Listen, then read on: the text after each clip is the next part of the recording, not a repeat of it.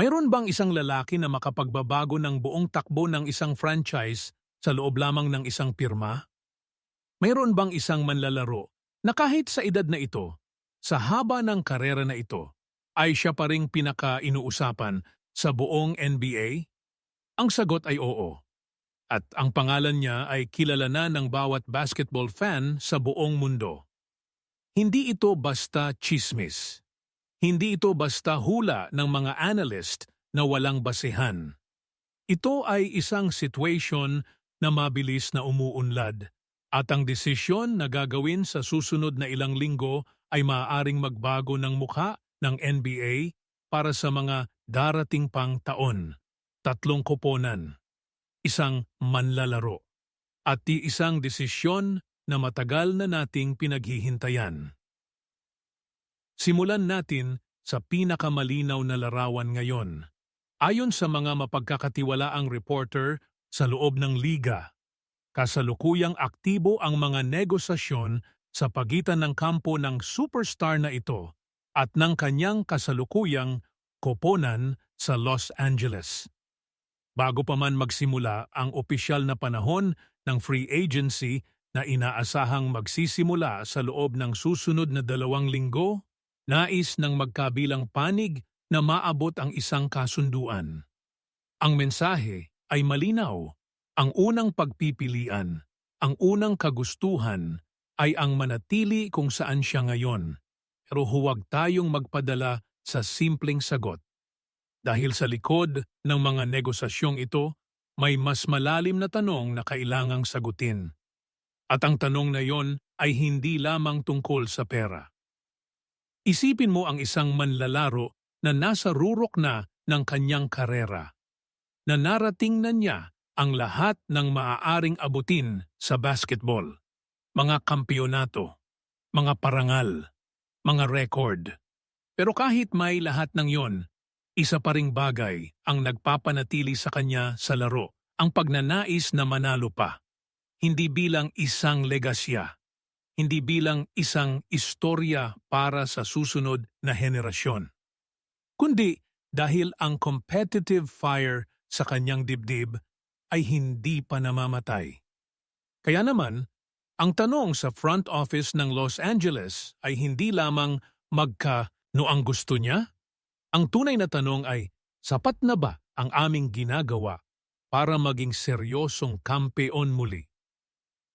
Matapos ang mga malalaking galaw na ginawa ng koponan sa nakaraang off-season, kabilang na ang pagdating ng isang generational talent na maaaring maging bagong mukha ng franchise. Mayroon ng bagong direksyon ang Los Angeles. May bagong paghahangad, may bagong enerhiya. Pero sa isipan ng isang superstar na nakakita na ng lahat ng posible at imposible sa laro, hindi sapat ang potensyal. Kailangan niya ng katibayan. Kailangan niyang makita na hindi lamang maganda ang plano sa papel. Kailangan niyang maramdaman na ang mga taong nagpapatakbo ng koponan ay handang gumawa ng lahat ng kailangan at hindi lamang kalahati para maging lehitimong puwersa ang koponan laban sa pinakamalakas sa liga. Kung makita niya iyon, kung maramdaman niya iyon, malaking posibilidad na mananatili ang lahat sa lugar nito.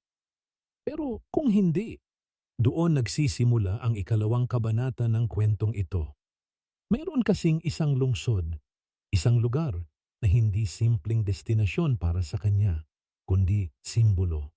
Isang lugar kung saan nagsimula ang lahat, kung saan natutunan niya kung ano ang ibig sabihin ng pressure, kung saan naranasan niya ang pinakamaitim na gabi ng kanyang karera, at gayon din ang ilan sa pinakamaaliwanag na sandali.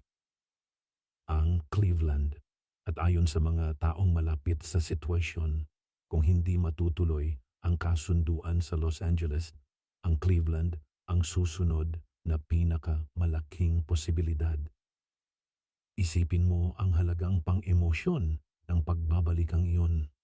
Isang manlalaro na bumalik sa lugar kung saan siya lumaki, sa koponan Nadala niya sa pinakamataas na rurok ng kanilang kasaysayan. At ngayon, posibleng panatapisin niya ang kanyang karera sa parehong lugar. Hindi ito simpleng basketball move. Ito ay isang kwento ng buong ikot.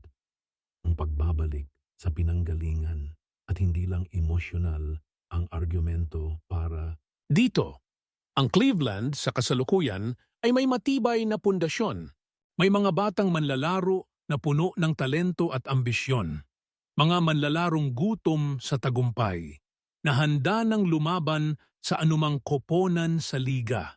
Kung mapagsama ang lahat ng iyon sa karanasan at kahusayan ng isang superstar na lumaban na sa pinakamataas na antas ng kompetisyon, biglang nagiging seryosong pakialam ang Cleveland sa buong Eastern Conference.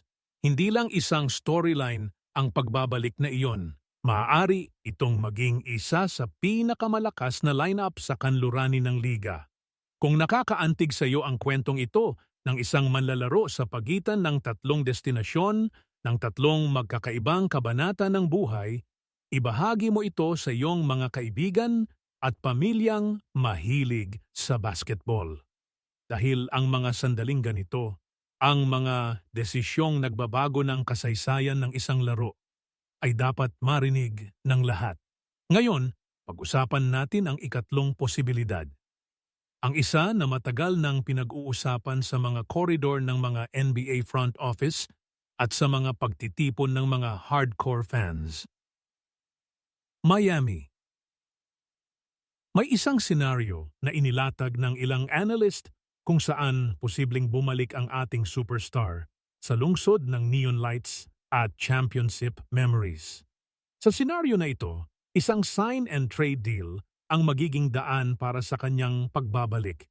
Isang papalitan ng manlalaro mula sa Miami patungong Los Angeles at kapalit nito, bubuin ang isang bagong Big Three sa South Beach. Sa papel, ito ay kapaki-pakinabang para sa lahat.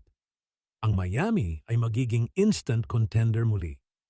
Ang kanilang core na puno ng defensive intensity, basketball IQ, at quiet determination ay magiging mas komplikadong harapin ng kahit sinong kalaban sa Eastern Conference.